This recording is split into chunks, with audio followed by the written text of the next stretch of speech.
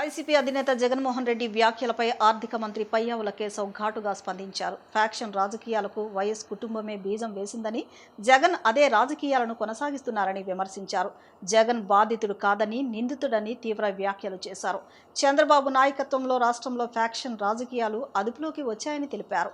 యువత నిజాలు తెలుసుకుని ఆలోచించాలని పిలుపునిచ్చిన పయ్యావుల, పరిశ్రమలు, ఉపాధి అవకాశాల కోసం ప్రభుత్వం పనిచేస్తుంటే జగన్ వాటిని దెబ్బతీస్తున్నారని ఆరోపించారు.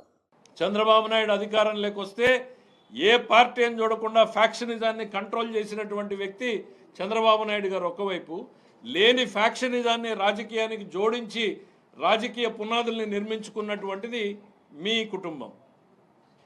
సో ఈ చరిత్ర మొత్తం తెలుసుకోవాల్సినటువంటి పరిస్థితి ఉంది. అట్లాంటి మీకు సెల్ఫ్ సర్టిఫికేట్ ఇచ్చుకుంటున్నారు. నా అంత మంచోడు రాష్ట్రంలో లేరు, నా అంత అమాయకుడు లేడు.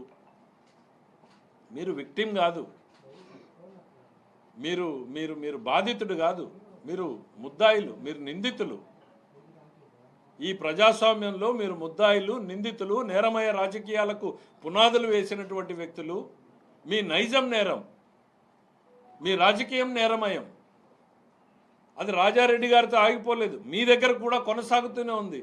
రప్ప నరుకుతామంటే వాడిని పిలిచి ఫోటో తీసుకుంటారు. వేట కొడవలతో మేకని బలించి వేడి రక్తంతో రక్తాభిషేకం చేసుకుంటే వాటిని ప్రోత్సహిస్తారు. కారు కింద నిమ్మకాయలాగా తల కార్యకర్తల్ని నలుగుతూ ఉంటే నిర్లక్ష్యంగా చూస్తూ ముందుకెళ్ళిపోగలిగినటువంటి నైజం ఇది. అధికారమే పరమావధి, తనామనా లేదు, తల్లి చెల్లి లేదు. సొంత పార్టీ కార్యకర్త కారు కింద నలిగిపోయినా పట్టించుకునేటువంటి పరిస్థితి లేదు. అది ఇంకా చెప్తూ పోతే డాక్టర్ సుధాకర్ నుంచి సుబ్రహ్మణ్యం వరకు, బాబాయ్ హత్య వరకు. ఇవాళ గొడ్డలి అని అంటేనే మీకు ఉలికిపాటు పడతా ఉన్నారు. గుండెపోటుకి గొడ్డలిపోటుగా ఈ రాష్ట్రం అర్థం చేసుకోవడానికి ఓ 24 గంటలు పట్టింది. గొడ్డలిపోటును కూడా గుండెపోటుగా చూపించగలరు. ఈరోజు ఇన్ని అకృత్యాలు చేసిన మీరు మేము అమాయకులు అని చెప్పుకోగలరు. మీరు నిజాల్ని ప్రజల ముందుకు చెప్పాల్సినటువంటి బాధ్యత ఉంది. అందుకనే చెప్తున్నాం, గొడ్డలి పార్టీ సమాజానికి హానికరం. గొడ్డలి పార్టీ నెవర్ అగైన్ అని నేను అసెంబ్లీలో చెప్పాను. నేను మొదటి బడ్జెట్లో చెప్పాను గొడ్డలి పార్టీ సమాజానికి హానికరం అని. మొన్న రెండో బడ్జెట్లో చెప్పాను గొడ్డలి పార్టీ నెవర్ అగైన్ అని. ఎందుకు అనంటే ఒక తరం నష్టపోయింది, రెండో తరం నష్టపోతుంది. ప్రపంచంలో శరవేగంగా మార్పులు వస్తూ ఉంటే అందిపుచ్చుకునేలాగా యువకుల్ని తయారు చేయాల్సినటువంటి బాధ్యత ఈ రాజకీయ వ్యవస్థ మీద ఉంది. మీరేం చేశారు? చంద్రబాబు నాయుడు ఒక తరానికి ఉపాధి కల్పించేటువంటి సాఫ్ట్వేర్ మీకు ఇష్టమున్నా లేకపోయినా, మీ తండ్రి గారు ఏం మాట్లాడారో నేనున్నాను ఆ రోజు. ఆయన ఇంటర్నెట్ గురించి ఎన్ని జోకులు వేశారో విన్నారు. ఆ ఇంటర్నెట్టే ఈరోజు మన పిల్లలకు ఉద్యోగ ఉపాధి అవకాశాలు ఇచ్చింది. ఈరోజు మీకు ఏ రాజకీయంలో మీరు బెంగళూరు నుంచి వస్తే ఈ చంద్రబాబు నాయుడు గారు తపనబడి ఇన్ని లక్షల ఉద్యోగాల కల్పనకి దాదాపు 800 కంపెనీలు ఇవాళ గ్రౌండ్ చేయబోతున్నాం. వివిధ దశల్లో ఉన్నాయి. నువ్వేం చేసావు? గొడ్డలి వేటేసావు పరిశ్రమ రంగం మీద. ఉన్న పరిశ్రమల్ని తరిమేసావు. పోలవరం డయాఫ్రమ్ వాళ్ళు పోయేలాగా గొడ్డలి వేటేసావు. ఎన్నికల వ్యవస్థ మీద గొడ్డలు వేటేశావు. ప్రతి వ్యవస్థ మీద గొడ్డలు వేటేశావు. లా అండ్ ఆర్డర్ని పనిచేయకుండా గొడ్డలు వేటేశావు. అలాంటి గొడ్డలి గురించి మాట్లాడుతూ ఉంటే మీరు ఖచ్చితంగా ముమ్మాటికి గొడ్డలి పార్టీనే. ఈ రాష్ట్రంలో ప్రతి కుటుంబం కూడా దీన్ని గుర్తుపెట్టుకోవాల్సినటువంటి పరిస్థితులు ఉన్నాయి. 5 ఏళ్ల క్రితం మనం ఎంత భయానకమైనటువంటి వాతావరణం ఈ రాష్ట్రంలో ఉంది. ఈరోజు నేరుగా ప్రభుత్వాన్ని కూడా ప్రశ్నించే స్థాయిలో ప్రజలు ఉన్నారు. That is the democracy we are living in today. మీరు భయం అచ్చెన్న గారు అరెస్టు దగ్గర నుంచి చంద్రబాబు నాయుడు గారు అరెస్టు వరకు జరిగినటువంటి సంఘటనలు ఒక్కసారి చూస్తే, శుక్రవారం వచ్చిందంటే ఏ నాయకుడు అరెస్టు, శుక్రవారం వచ్చిందంటే ఏ పొక్లైన్లు ఏ ఇంటి మీద పడి ఎవడి ఇంటిని కూలుస్తారో తెలీదు. అదే పొక్లైన్లను మీరు కూల్చడానికి వాడితే అదే పొక్లైన్లు రాష్ట్రాన్ని నిర్మించడానికి ఈరోజు చంద్రబాబు నాయుడు వాడుతున్నాడు. స్వచ్ఛందకు ప్రజల భాగస్వామ్యం అవసరమని ఆంధ్రప్రదేశ్ మున్సిపల్ శాఖ మంత్రి నారాయణ వ్యాఖ్యానించారు. ప్రజల భాగస్వామ్యం లేకుండా 100% స్వచ్ఛందను సాధించలేమని పేర్కొన్నారు. ఒక రాష్ట్రం ఒక పరిశుభ్రత లక్ష్యం నినాదంతో ఏపీ వ్యాప్తంగా ఆపరేషన్ క్లీన్ స్వీప్ కు ఏపీ ప్రభుత్వం పిలుపునిచ్చింది. ఇవాళ విజయవాడ మున్సిపల్ కార్పొరేషన్ ఆధ్వర్యంలో జరిగిన కార్యక్రమంలో మంత్రి నారాయణ పాల్గొని మాట్లాడారు. ఏపీలో 4 వారాల పాటు ఈ కార్యక్రమం చేయాలని నిర్ణయించామని తెలిపారు. మొదటి వారంలో రోడ్లు, ప్రజలు ఉండే ప్రాంతాలను పరిశుభ్రం చేస్తామని వెల్లడించారు. తర్వాత 2వ వారం కాలువలన్నింటినీ క్లీనింగ్ చేసే దాంట్లో 1 వారం పాటు ప్రజల భాగస్వామ్యులు అవుతామని చెప్పుకొచ్చారు.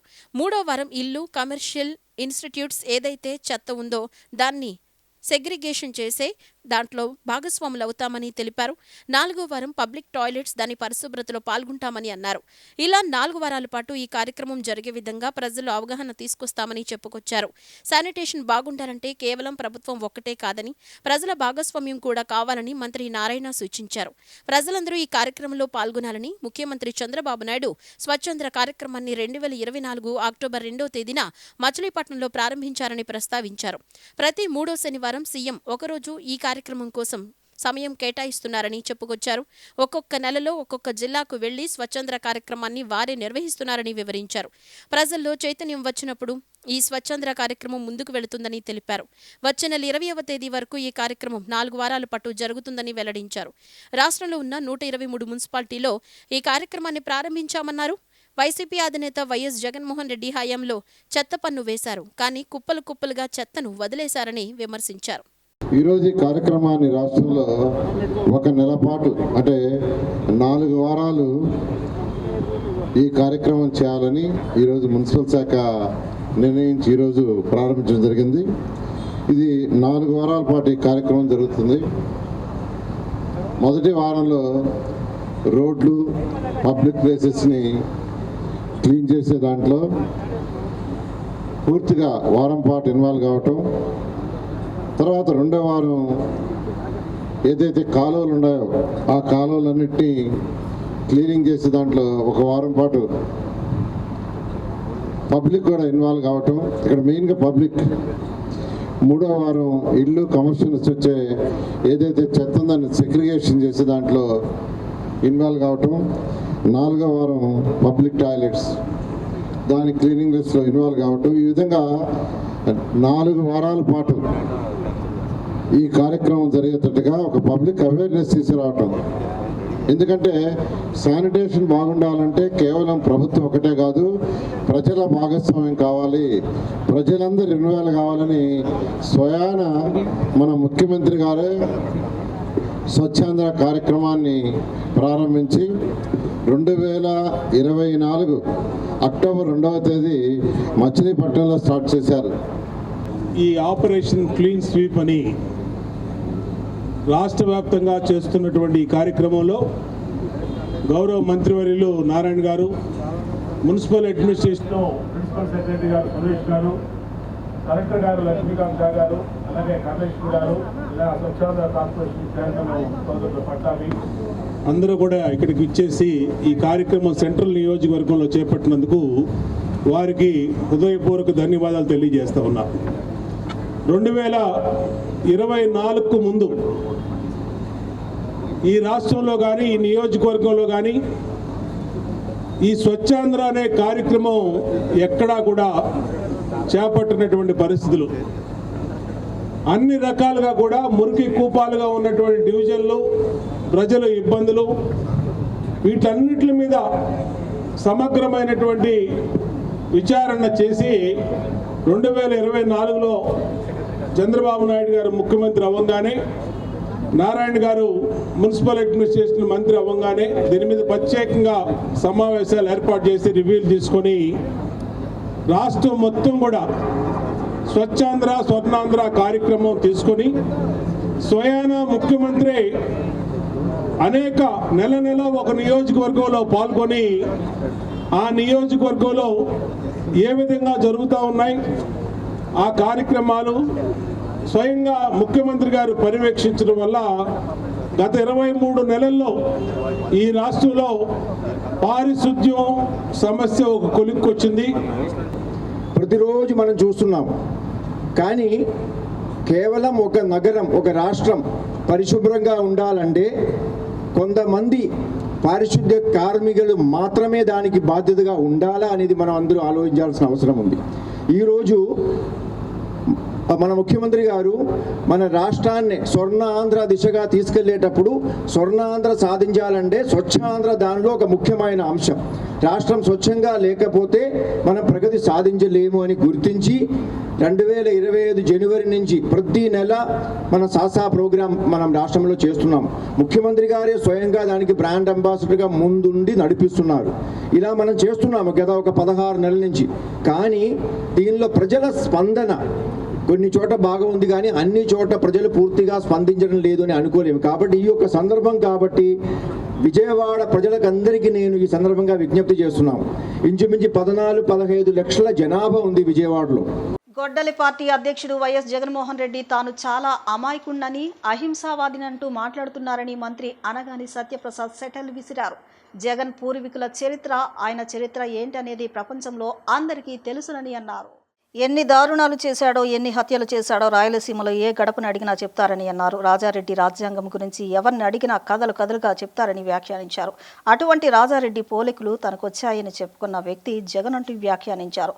వైఎస్ రాజశేఖర రెడ్డి ముఖ్యమంత్రిగా ఉన్న సమయంలో అధికారాన్ని అడ్డం పెట్టుకుని తన వ్యాపారానికి అడ్డుగా ఉన్న ప్రతి ఒక్కరిని హతమార్చారని జగన్పై మంత్రి ఆరోపణలు గుప్పించారు. పరిటాల రవితో సహా ఎంతో మందిని హత్య చేశారని అన్నారు. తల్లిని తరిమేశాడు, చెల్లిని ఆస్తి కోసం తరిమేశాడు. అతని వ్యక్తిత్వం అలాంటిదంటూ వ్యాఖ్యానించారు.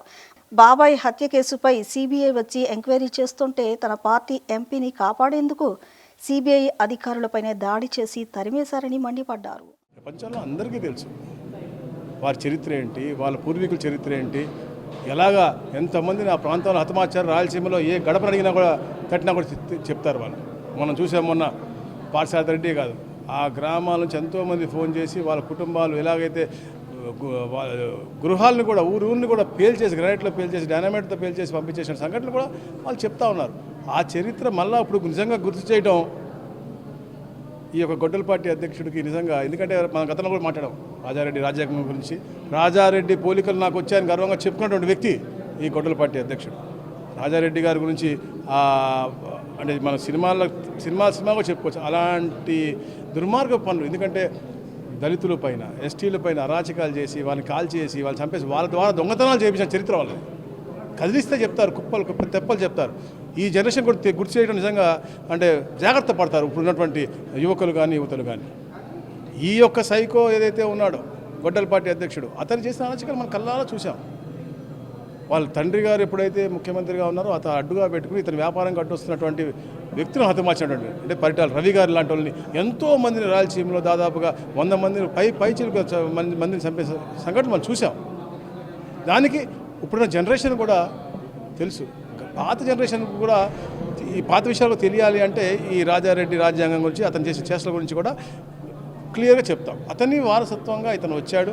ఇతను చేసిన అరాచకాలు 5 సంవత్సరాల్లో చంద్రయ్య లాంటి గొప్ప వ్యక్తులని, ఎంతోమందిని అంటే పార్టీకి విధేయంగా ఉన్నటువంటి వ్యక్తులని పార్టీ మారమని చెప్పేసి ఫోర్స్ చేసి గొంతు మీద కత్తి పెట్టి కోసి చంపిన సంఘటన చూసాం మనం.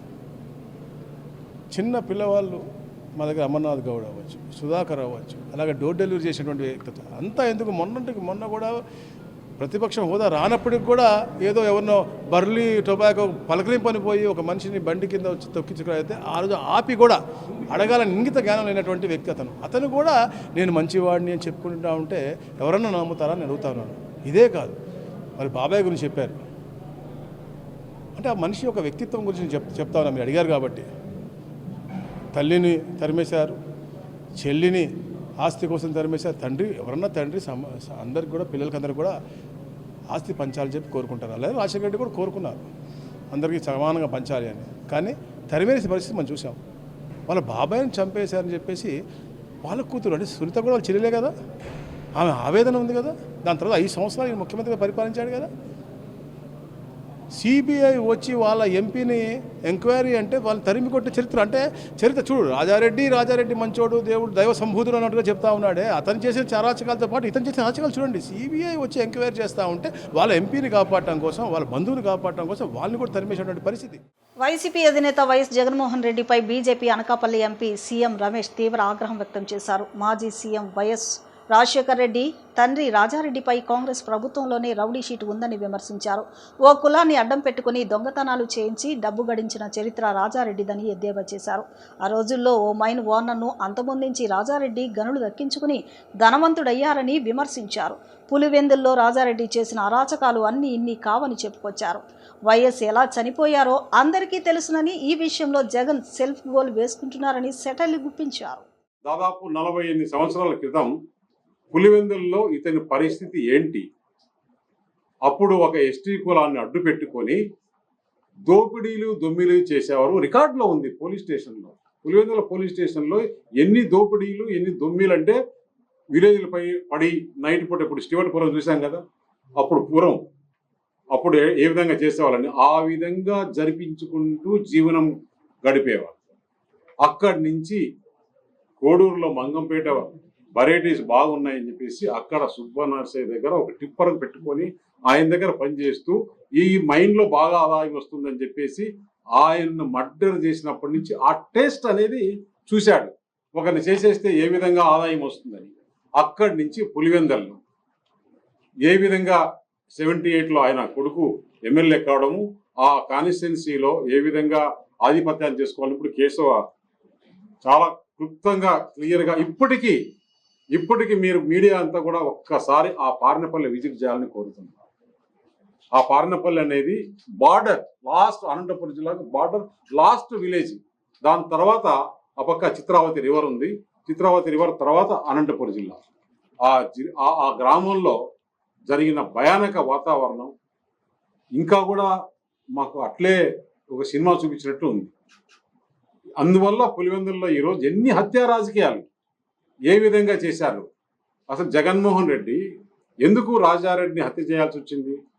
అక్కడ అతను ఎంతో మందిని హత్య చేయించి రాజకీయ లబ్ధి కోసం వారి కసి తీర్చుకోవాలని చెప్పేసి ఆయన్ను అందరూ చూస్తూ ఉండగానే ఎక్కడో అడవిలో కాదు, ఎక్కడో కాదు, నడి రోడ్డులో ఆ రోజు ఆయన మీద బాంబులు వేసేసి ఎవరు చేసింది? విక్టిమ్స్, వాళ్ళ బాధితులు, వాళ్ళ చేతిలో చనిపోయిన బాధితులు ఆయన పైన చేశారు. దానిపైన జగన్మోహన్ రెడ్డి అప్పుడు కొంచెం వయసు వచ్చి 35-32 సంవత్సరాలు ఉంటాయి. ఆ తాతను మా వాళ్ళు ఇవి చేశారనే ఉద్దేశంతో ఈయన సూట్ కేసు బాంబు పెట్టి తయారు చేస్తే దాంట్లో దొరికిన వ్యక్తి కదా.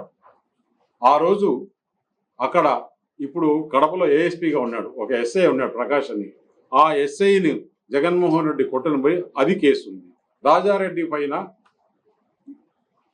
రౌడీ షీటర్ కేసు, దొమ్మి కేసులు, ఇన్ని కేసులు హిస్టరీ.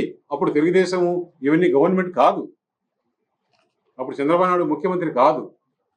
మీ గవర్నమెంట్లోనే రాజారెడ్డి పైన రౌడీ షీటర్.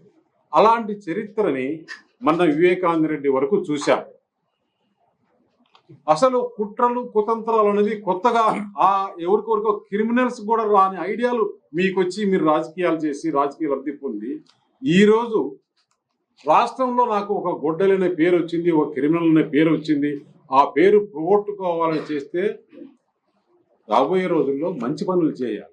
రాష్ట్ర పురోగతికి ఆటంకం కలిగిస్తున్న రాజకీయ ప్రత్యర్థులను ఎదుర్కోవాల్సిన అవసరం ఉందని తూర్పు ఎమ్మెల్యే గద్దె రామ్మోహన్ అన్నారు. రాష్ట్రంలో జరుగుతున్న అభివృద్ధి వైసీపీ అధినేత జగన్మోహన్ రెడ్డికి కనిపించడం లేదని ఆయన విమర్శించారు. జగన్ మనస్తత్వానికి తగ్గట్టు ఆ పార్టీ గుర్తుని గొడ్డలుగా పెట్టుకోవాలని సూచించారు. విజయవాడ తూర్పు నియోజకవర్గంలోని 3వ డివిజన్ కరెన్సీ నగర్ బైనవాబ్జీ రోడ్లో వివేకానంద పార్క్ పనులకు శంకుస్థాపన కార్యక్రమంలో శాసనసభ్యులు గద్దె రామ్మోహన్ పాల్గొన్నారు. ఈ సందర్భంగా ఆయన మాట్లాడుతూ విజయవాడను ఆధునిక నగరంగా మార్చేందుకు ముఖ్యమంత్రి నారా చంద్రబాబు నాయుడు నేతృత్వంలో విజయవాడ నగరాన్ని అందంగా తీర్చిదిద్దుతున్నామన్నారు. భారీ వర్షాల సమయంలో నీరు నిలవకుండా నివారించడానికి రూపొందించిన వర్షపు నీటి మరియు భూగర్భ వ్యవస్థల నిర్మాణం ద్వారా దీర్ఘకాలిక మరుగునీటి సమస్యలను పరిష్కరించడంపై ప్రధానంగా దృష్టి సారించామని చెప్పారు. అభివృద్ధి పట్ల నిబద్ధతను కలిగి పని చేస్తున్నామని, గత ప్రభుత్వం యొక్క నిర్లక్ష్యం మరియు అడ్డంకులతో విజయవాడ నగర అభివృద్ధి కుంటుపడిందన్నారు. ఈ అడ్డంకుల వల్లే ప్రాజెక్టులు గణనీయంగా ఆలస్యమయ్యాయని ఆరోపించారు. రాబోయే తరాల భవిష్యత్తు కోసం ఒక స్థిరమైన వాతావరణాన్ని నిర్మించడమే లక్ష్యంగా కూటమి ప్రభుత్వం పనిచేస్తుందని, రాష్ట్ర పురోగతికి ఆటంకం కలిగిస్తున్న రాజకీయ ప్రత్యర్థులను ఎదుర్కోవాల్సిన అవసరం ఉందని చెప్పారు. జరుగుతున్న అభివృద్ధి వైసీపీ అధినేత జగన్మోహన్ రెడ్డికి, వైసీపీ నాయకులకు కనిపించడం లేదని విమర్శలు గుప్పించారు. వారి మనస్తత్వానికి అనుకూలంగా వాళ్ళ పార్టీ గుర్తుగా గొడ్డలిని పెట్టుకుంటే బాగుంటుందని వ్యంగ్యం ప్రదర్శించారు. విజయవాడ సమగ్రమైన అభివృద్ధి కోసం నారా చంద్రబాబు నాయుడు గారు అనేకమైన సమావేశాలు ఏర్పాటు చేసి అధికారుల్ని, ప్రజాప్రతినిధుల్ని సమన్వయం చేసుకొని ఒక క్రమమైన విధానంలో అభివృద్ధి కోసం ఆయన చేస్తున్న కృషికి ఆయనకు నమస్కారాలు తెలియజేస్తూ, ఈ రోజున విజయవాడ నగరంలో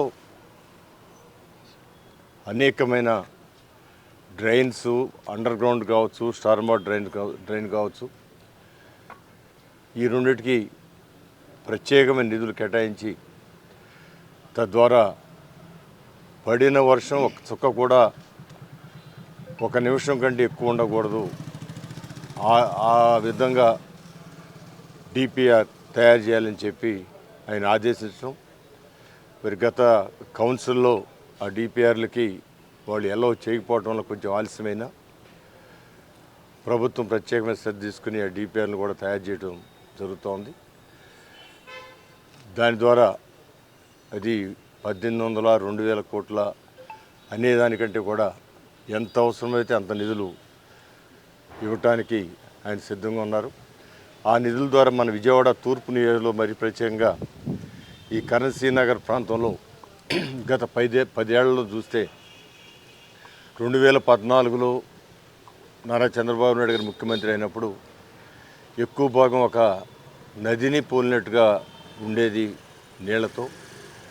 దాని ద్వారా అనేక రకాలైన ఇబ్బందులు, దోమలు ఇవన్నీ కూడా వచ్చేవి. అలాంటిది 5 సంవత్సరాల్లో దీనికి ఇక్కడ అనేకమైన రోడ్ల నిర్మాణం కానివ్వండి, అదేవిధంగా రోడ్ల నిర్మాణం ద్వారా పబ్లిక్ కూడా వచ్చి ఈ అపార్ట్మెంట్ నిర్మాణం కూడా చేయటం వల్ల ఇది ఒక మంచి కాలనీగా ఏర్పడింది. దీనికి ఇప్పుడున్న ప్రధానమైన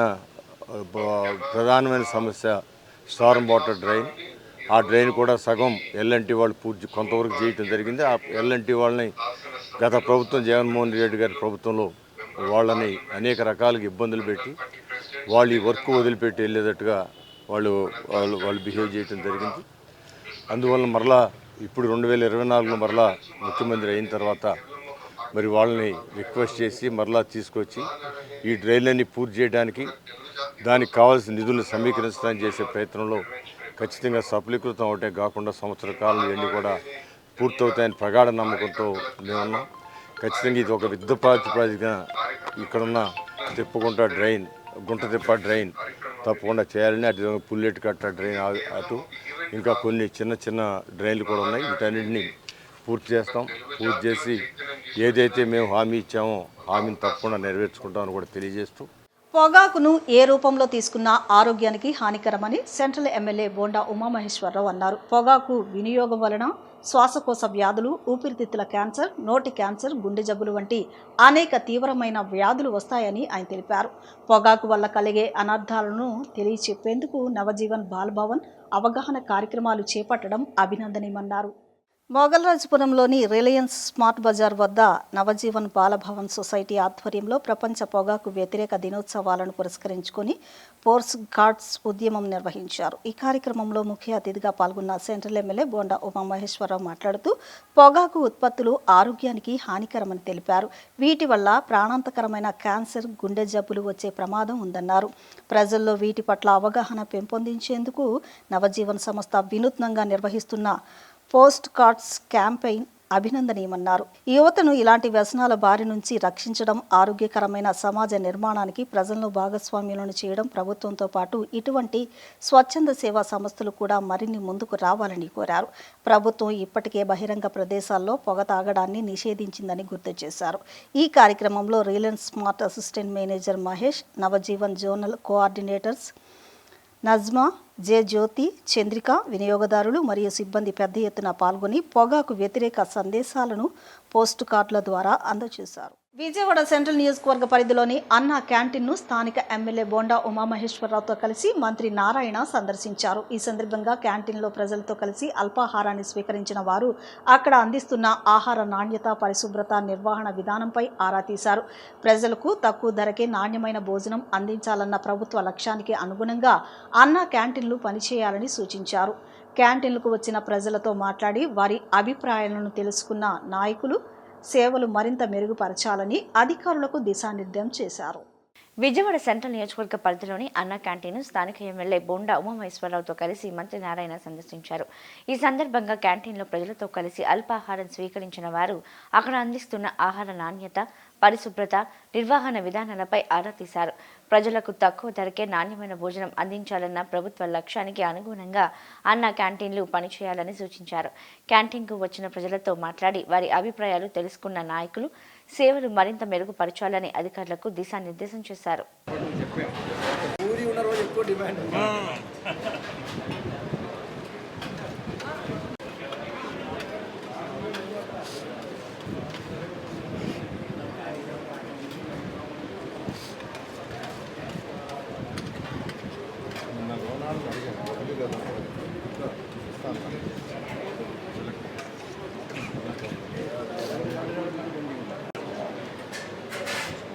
ఏంటి సార్ అది? Urban challenge fund sir. Urban challenge fund అంటే మీరు 75%. ఇప్పుడు చిన్న విరామం తీసుకుందాం.